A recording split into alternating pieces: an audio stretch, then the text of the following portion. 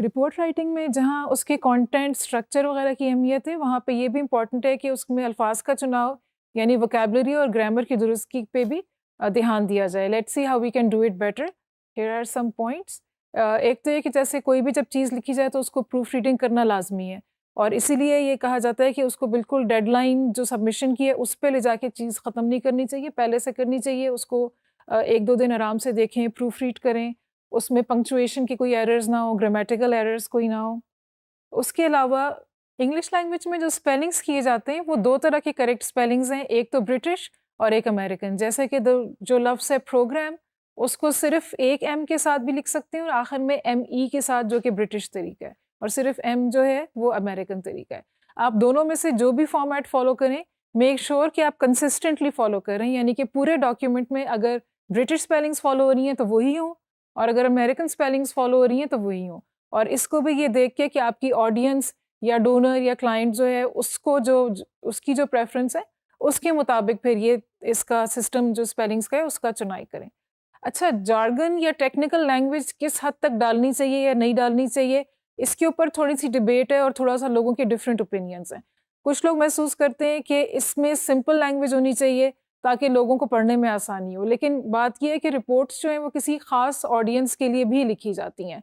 वो उस फील्ड के एक्सपर्ट्स या उसमें काम करने वाले प्रोफ़ेशनल्स जो हैं, ज़्यादातर वही उसकी टारगेट ऑडियंस होते हैं। तो उसमें ज़रूरी है कि कुछ ना कुछ टेक्निकल लैंग्वेज यूज़ की जाए, क्योंकि उससे आपको अपने मानी बयान करने में और उसकी सीरियसनेस और अपनी एक्सपर्टीज़ शो करने में भी हेल्प मिलेगी। ये हम नहीं चाहते कि हम इतनी सिंपल लैंग्वेज लिखें या जो जहाँ पे रिक्वायर्ड हैं टेक्निकल टर्म्स वो ना लिखें, इसलिए कि ऑडियंस को आसानी हो और एंड पे ये हो कि ऑडियंस को लगे कि हमारी एक्सपर्टीज़ में कोई कमी है। तो इसलिए कुछ ना कुछ टेक्निकल लैंग्वेज जो उसकी रिक्वायरमेंट है उस फील्ड की, that should be there. It shouldn't be too casual और टू इन्फॉर्मल और सिंपल, इस तरह से कन्वर्सेशनल स्टाइल से नहीं होनी चाहिए। एब्रिविएशंस की रिपोर्ट्स में शुरू में एक लिस्ट भी बनती है, जो एब्रिविएशंस उस रिपोर्ट में इस्तेमाल होंगी, तो उनका वो किस लफ्ज़ का मुख़फ़्फ़फ़ है वो तफ़सील से भी दिया जाता है। So that is also important. Complex sentences भी उनका इस्तेमाल कम करें, कोशिश करें कि सिंपल और छोटे सेंटेंसेस लिखें, लेकिन जहाँ पे अगर ज़रूरत है तो कहीं पे आप कॉम्प्लेक्स सेंटेंसेस भी लिख सकते हैं, क्योंकि ये this is slightly heavy piece of writing and reading. Questions जैसे किसी लिखे हुए में पूछे जाते हैं, वो आप ब्लॉग में तो पूछ सकते हैं कि अगर आपने जैसे पूछना है, is this what we want our education system to be like?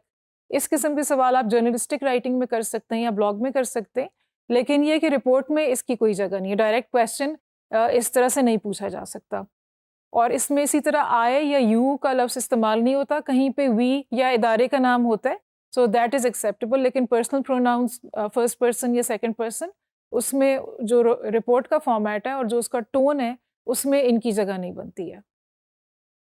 अच्छा, कुछ वोकैबुलरी जो रिपोर्ट का जो स्ट्रक्चर है, उसके हिसाब से कुछ हमने वोकैबुलरी आपके लिए यहाँ पे रखी है कि आप इसको देख लें, और ये हम मानी अल्फाज की कुछ लिस्ट हैं, ताकि सेम लफ्ज़ बार-बार कहने की बजाय आपके पास ऑप्शंस हो कि ये डिफरेंट अल्फाज आप यूज़ कर सकते हैं दोबारा-दोबारा अगर आपने वही मतलब बयान करना है। तो जैसे आपने लिखना है शुरू में, the objective of this report is to examine, आपने एक दफ़ा लिखा, उसके बाद आप लिख सकते हैं द ऑब्जेक्टिव या एम इज़ टू कंसिडर और to investigate or to calculate or to summarize the findings or the research or the activities या जो भी कुछ. So these are some words with similar meanings which you can use interchangeably or almost interchangeably. इसके अलावा our calculations show that अगर आपने कोई research study है उसकी आपने रिपोर्ट बनानी है, तो आप फिर ये बता सकते हैं कि our calculations show that we can, उसमें ये आप कह सकते हैं we can see from the graph, examining the data we can see, are finding suggest. So ये सेम बात कहने के 2-3 डिफरेंट फ्रेजेस हैं जो कि इंटरचेंजेबली यूज़ हो सकती हैं। According to our findings, initial workings, calculations, analysis, ये भी एक ऑप्शन है। और उसके अलावा एज अ रिज़ल्ट के बजाय आप कह सकते हैं as a consequence, consequently, due to यानी इस वजह से, और सिंस और डिस्पाइट। तो ये कुछ ऑप्शंस हैं जिनको कि आप यूज़ करके, और इस तरह की और भी चीज़ें आप अगर रिपोर्ट्स आपने लिखनी है तो और रिपोर्ट्स पढ़ें और देखें कि आप अपनी रिपोर्ट को कैसे प्रोफेशनल और स्ट्रक्चर अच्छी तरह कर सकते हैं, और उसमें वोकैबुलरी और ग्रामर किस तरह से डिफरेंट है। नोटिस करें कि दूसरी जो लिखा जाता है, जो आप ऑनलाइन पढ़ते हैं सोशल मीडिया ब्लॉग्स वगैरह पे, how is it different and how you can you adopt that style also for similar assignments.